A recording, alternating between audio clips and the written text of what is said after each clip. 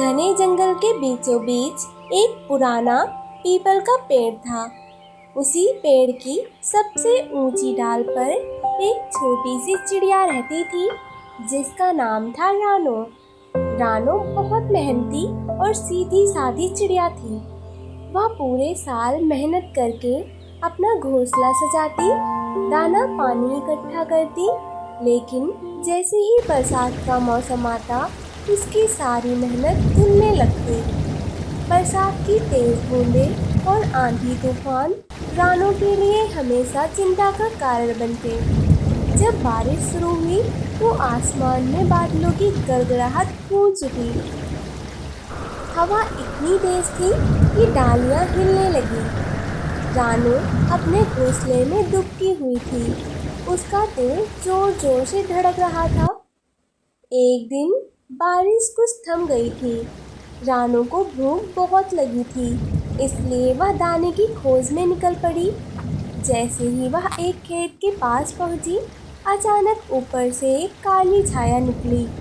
रानो ने सर उठाकर देखा तो उसकी आंखें डर से फैल गई। वह चील थी, बड़ी और ताकतवर शिकारी। उसकी तेज आंखें रानो को घूर रही थी। रानो ने सोचा, अगर मैं अभी नहीं भागी तो यह चील मुझे खा जाएगी। चील ने अपने पंख फैलाए और रानो पर झपट्टा मारने की कोशिश की। रानो घबराकर झाड़ियों की ओर चली गई और वहां जाकर छिप गई। चील ने रानो को ढूंढने की बहुत कोशिश की। आखिर थक हार कर चील दूसरी दिशा में उड़ गई। रानो ने राहत की सांस ली, पर उसका दिल अभी भी धड़क रहा था। थकी हारी रानो जैसे तैसे वापस अपने पेड़ के पास लौटी, लेकिन जब उसने ऊपर देखा तो उसका घोंसला टूट चुका था।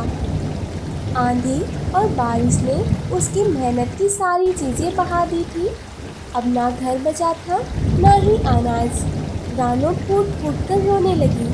मैं इतनी मेहनत करती हूँ, लेकिन हर बार बरसात मेरी सारी खुशियाँ छीन लेती है। रानो ने हिम्मत जुटाई और अपने पड़ोसियों से मदद मांगी। सबसे पहले वह कौवे के घर गई। भाई कौवा, मेरा घोंसला टूट गया है, क्या तुम मुझे थोड़ी जगह दे सकते हो? तब तक मैं नया घर बना लूंगी। कौवे ने गुस्से में बोला, नहीं नहीं, हमारे पास खुद जगह कम है, तुम कहीं और देखो। रानो उदास होकर वहां से उड़ गई। फिर वह गौरैया के पास गई। बहन गौरैया, मुझे बहुत मुसीबत आ गई है, क्या तुम मुझे अपने घोंसले में जगह दोगी? गौरैया बोली, रानो, मेरे पास खुद 3 बच्चे हैं, अगर तुम्हें रख लिया तो मेरे बच्चों को तकलीफ होगी।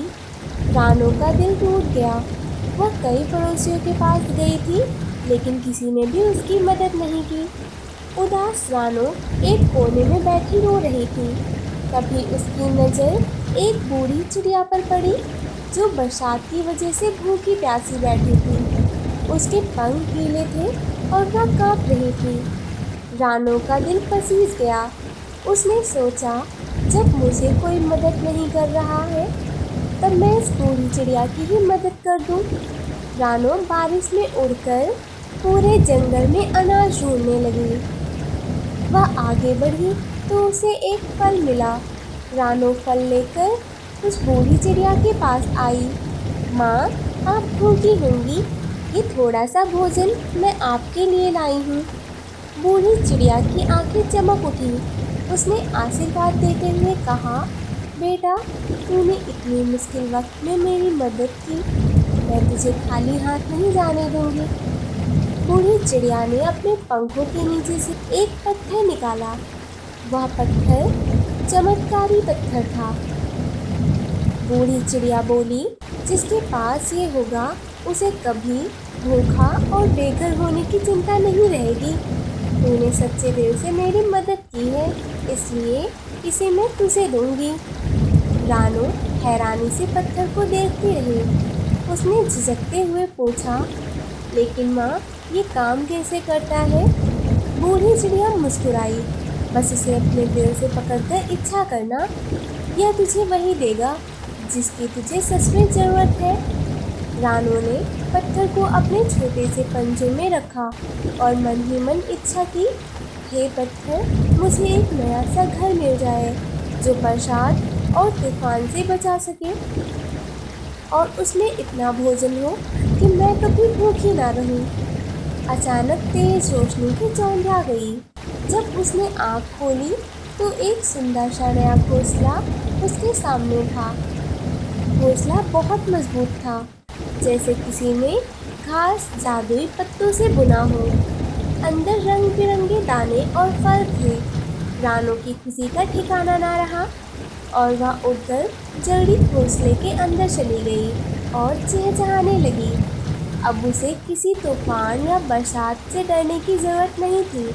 उसके पास सुरक्षित घर और भरपूर भोजन था।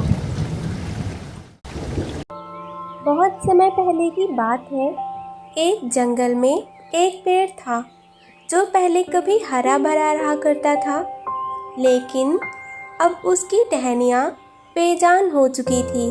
पत्ते गिरकर जमीन पर बिखर गए और अब वह सिर्फ एक बंजर सा डरावना ढांचा बनकर खड़ा था।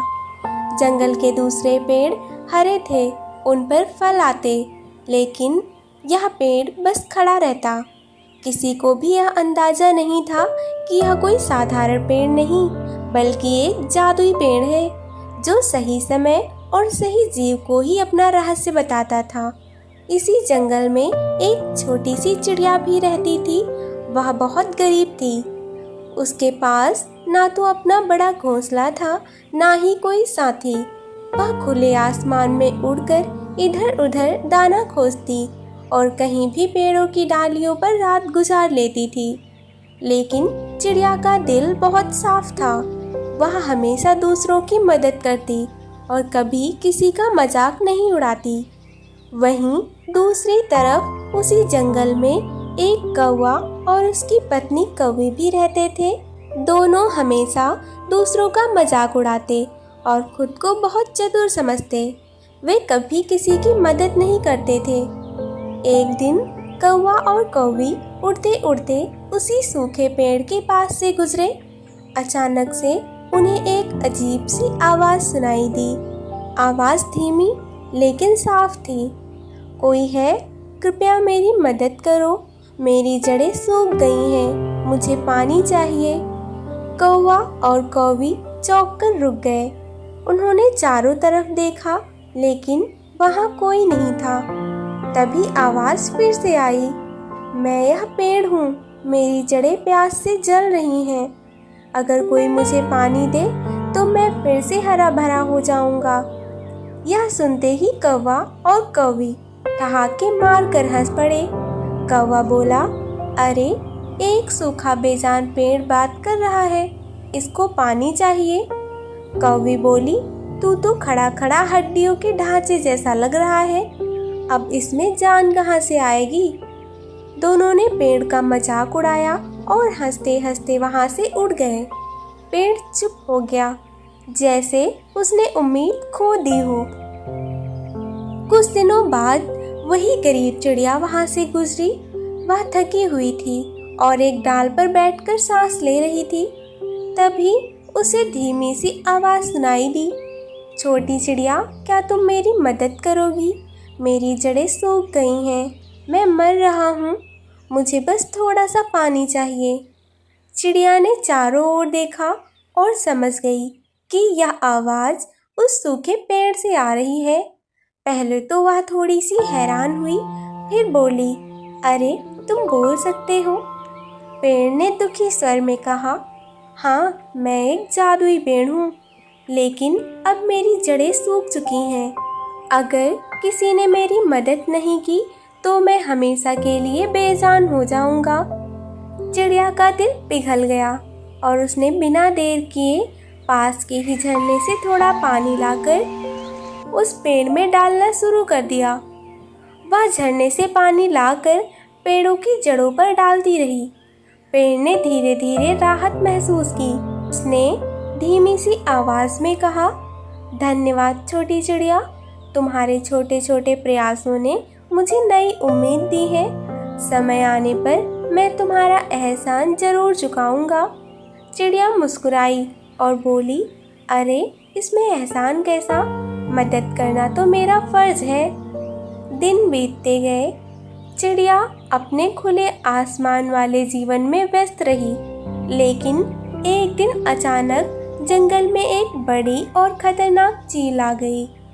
वह शिकार की तलाश में इधर उधर घूम रही थी। चिड़िया का छोटा सा घोंसला एक बड़े पेड़ पर बना हुआ था। चील ने उसे देख लिया और अपने पंजों से हमला कर दिया। घोंसला टूट गया, टहनियाँ बिखर गईं। चिड़िया तो किसी तरह बचकर उड़ गई, लेकिन उसका घर टूट चुका था। बेचारी चिड़िया रोती हुई इधर उधर उड़ने लगी। उसे समझ नहीं आ रहा था कि वह अब कहाँ जाए। उसे याद आया कि सूखा पेड़ जिसके पास कभी उसने पानी पहुँचाया था, वह रोते हुए उस पेड़ के पास पहुँची। पेड़ ने उसे देखकर पूछा, क्या हुआ प्यारी चिड़िया, तुम इतनी दुखी क्यों हो?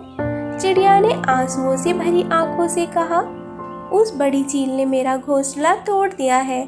अब मेरे पास रहने की कोई जगह नहीं है। पेड़ कुछ पल चुप रहा, फिर धीरे से उसकी सूखी टहनियाँ चमक गईं। चिड़िया, तुम्हें याद है ना, तुमने मुझे पानी पिलाकर बचाया था। दरअसल मैं कोई साधारण पेड़ नहीं हूँ, मैं एक जादुई पेड़ हूँ।